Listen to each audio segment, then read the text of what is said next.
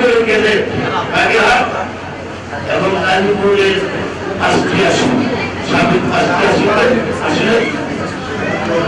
সীমানা পুনরুদ্ধার করে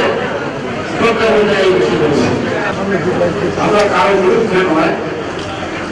হিংসা করে নয়, আমাদের ন্যায়সঙ্গত দাবি প্রতিবাসী সেই দাবিকে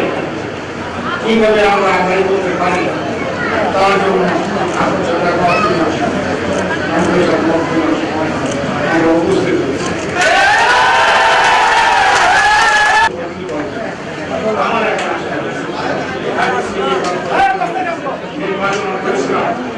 আমার নির্বাচনকে দূর করে নিয়ে যায় 1 প্রোগ্রামে 2 লক্ষ হবে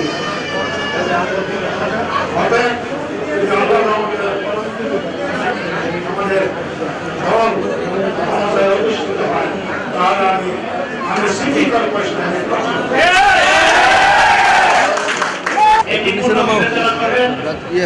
ভোটের দিক দিয়ে